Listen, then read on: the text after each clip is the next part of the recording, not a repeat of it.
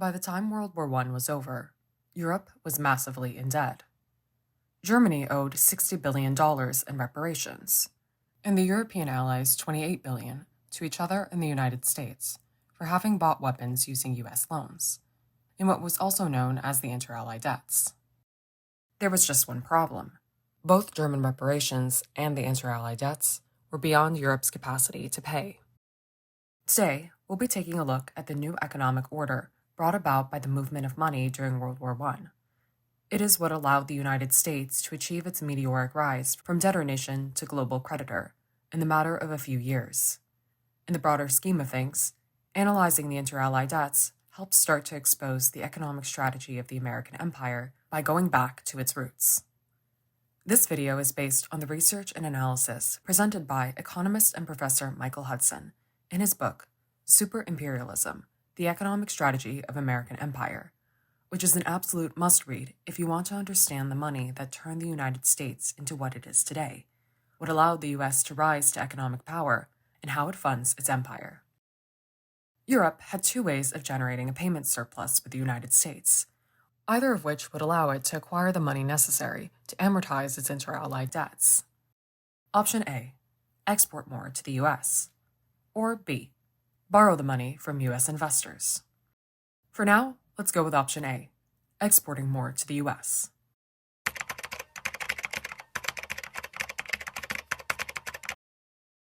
Commerce Department theoreticians predicted that financing the receipt of Europe's debts would turn the U.S. from a trade surplus to a trade deficit country, as its imports would regularly match or exceed its exports. To them, the idea that debt repayments to the U.S. government should take top priority was unquestionable, even if it came at the price of harming private interests. Now that the United States government had seized the title of global usurer, it was caught between acting as an autonomous economic institution and the damage that meant it would cause to domestic industrial interests and the nation if it started letting in large enough quantities of European imports to finance the repayment of the debts. As Professor Michael Hudson explains, quote, "The primacy in finance of government over private interests was made nakedly obvious." End quote. The United States' solution was a cop-out. Obviously, this is Europe's problem, not ours. It informed Europe that instead of exporting to the U.S. to come up with the surplus it needed, it should limit its consumption. To monetize those savings, Europe would of course need to sell them abroad, just not to the United States. It was time for tariffs. In 1921, the U.S. raised tariffs to protect its own industries. The fear was that Germany and other nations, under pressure to pay their debts, would devalue their currencies. This would make their exports so cheap that they could flood the market and displace American-made goods. Remember the U.S. war and victory loans that had propped up European markets so Europe could continue buying U.S. exports after World War I? By May 1921, those loans had dried up, and prices began collapsing in the U.S. The U.S. levied an emergency tariff on agricultural imports. Shortly afterwards came the 1922 Forney-McCumber tariff, which set import duties as high as they had been under the Payne-Aldrich Act of 1909. On average, tariffs on dutiable imports went up by 38%, as compared to just 16% in 1920. But it didn't stop there. Another feature of the Payne-Aldrich Act was revived: the American selling price. What the American selling price basically meant was that tariffs weren't based on what an import actually cost, but on the price of a competing American-made product. The equalized cost of production, as it was now called, was applied to multiple commodity categories. Not only that, but the president was given the authority to raise tariffs wherever already existing ones weren't enough to eliminate another country's production cost advantage. Long story short, the U.S. government's tariff policy wrecked foreign trade. It made it virtually impossible for any other economy to undersell U.S. producers in the U.S. market. Neither Germany, which needed to meet its reparation schedule, nor the Allies, which owed billions for having bought weapons using U.S. loans during World War I, would be able to obtain the dollars they needed to pay off their debts by running a trade surplus with the U.S., because that would displace American labor. Now that option A has been completely and thoroughly eliminated, we're left with option B: borrow the money from US private investors.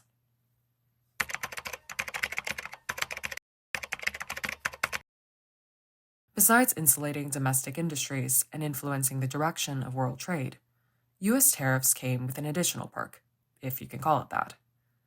When Europe minimized its consumption, the margin it could use to make its debt payments and its creditworthiness went up.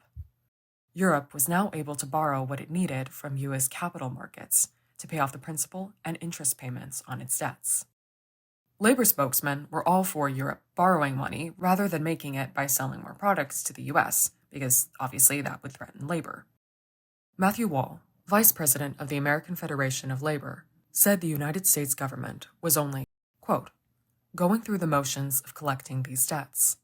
Europe is going to pay with one hand and borrow back with the other, and go on using the capital just the same. It is better for us that it shall be so, instead of actually receiving payment in goods that would interrupt our own industries.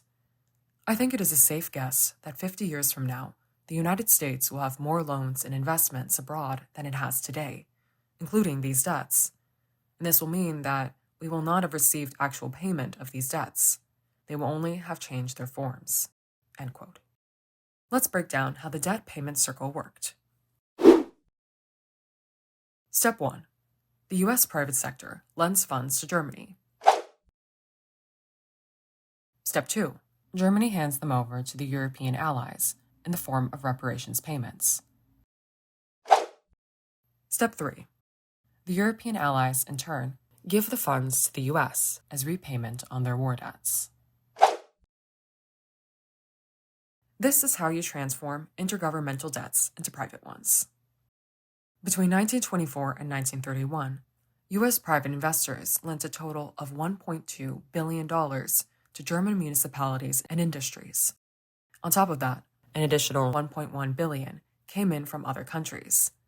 That's $2.3 billion in just 7 years. The Reichsbank used these dollars to pay reparations.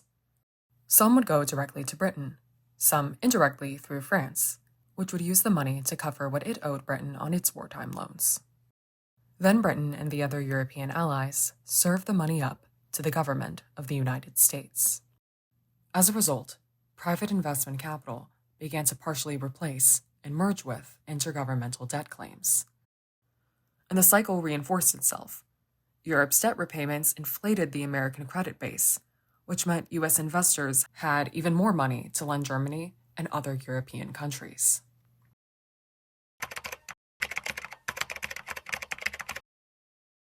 This circular flow of payments was a house of cards ready to collapse.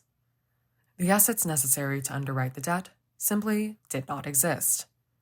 As British economist John Maynard Keynes put it, quote, "The European allies, having stripped Germany of her last vestige of working capital, in opposition to the arguments and the appeals of the American financial representatives at Paris, then turned to the United States for funds to rehabilitate the victim in sufficient measure to allow the spoliation to recommence in a year or two."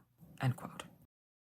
Another economist wrote that Germany and the Allies' only incentive to agree to pay off their reparations and loans, respectively, was because it would allow them to get new private loans that they otherwise couldn't.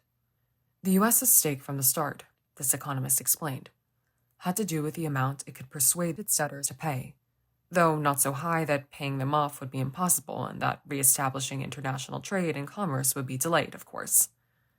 It had to, therefore, quote, nicely to appraise the relative values of old debts and new business, end quote. The precarious new system of intergovernmental debts was now in motion, and a new precedent had been set.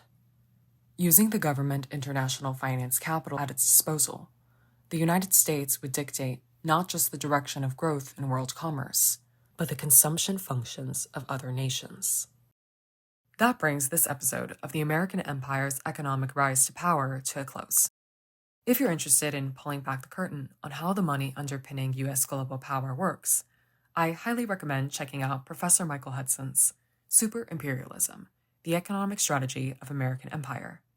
If you're interested in how we got here, I have a playlist of 30-plus episodes breaking down how World War I changed the economic playing field, what caused the German hyperinflation, and the history of war debts. so you're welcome to check those out as well.